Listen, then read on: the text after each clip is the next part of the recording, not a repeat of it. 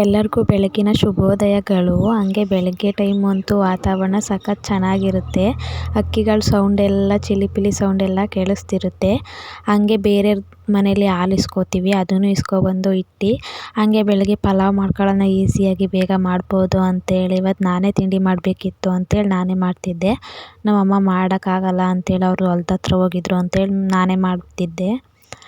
ಅದಕ್ಕೆ ಮೆಂತ್ಯ ಸೊಪ್ಪು ಇತ್ತು ಅಂತೇಳಿ ಶುಂಠಿ ಬೆಳ್ಳುಳ್ಳಿ ಪೇಸ್ಟ್ ಎಲ್ಲ ಚೆನ್ನಾಗಿ ಸಾಫ್ಟ್ ಆದಮೇಲೆ ಮೆಂತ್ಯ ಸೊಪ್ಪೆಲ್ಲ ಹಾಕ್ಕೊಂಡು ಮಾಡಿಕೊಂಡ್ರೆ ಟೇಸ್ಟ್ ಒಂಥರ ಚೆನ್ನಾಗಿ ಬರುತ್ತೆ ಅಂತೇಳಿ ಸ್ವಲ್ಪ ಮೆಂತ್ಯ ಸೊಪ್ಪೆಲ್ಲ ಹಾಕ್ಕೊಂಡು ನಮಗೆ ಎಷ್ಟು ಬೇಕಷ್ಟು ರುಚಿಗೆ ತಕ್ಕಂಗೆ ಎಲ್ಲ ಉಪ್ಪು ಖಾರ ಎಲ್ಲ ಹಾಕ್ಕೊಂಡು ನಾನು ಸಿಂಪಲ್ಲಾಗೆ ಮಾಡೋದು. ಅಷ್ಟೊಂದೆಲ್ಲ ಏನು ಮಸಾಲೆ ಎಲ್ಲ ಹಾಕಿ ಮಾಡೋಕ್ಕೆ ಹೋಗಲ್ಲ, ನಂಗೆ ಅಷ್ಟೊಂದು ಇಷ್ಟ ಆಗೋಲ್ಲ ಅಂತೇಳಿ.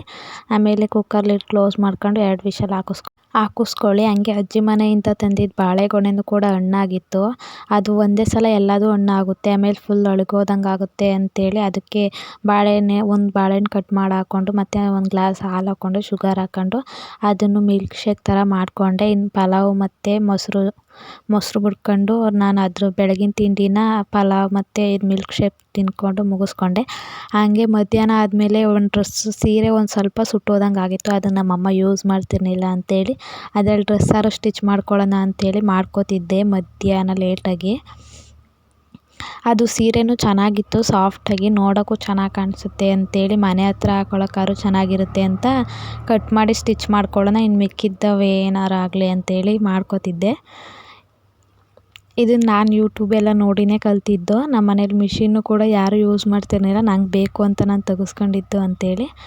ಆ ಸೀರೆ ಯಾಕೆ ವೇಸ್ಟ್ ಮಾಡಬೇಕು, ಚೆನ್ನಾಗಾದ್ರೂ ಕಾಣಿಸುತ್ತೆ ಅಂತೇಳಿ ಲೈನಿಂಗ್ ಎಲ್ಲ ತಂದು ಇಟ್ಟಿದ್ದೆ.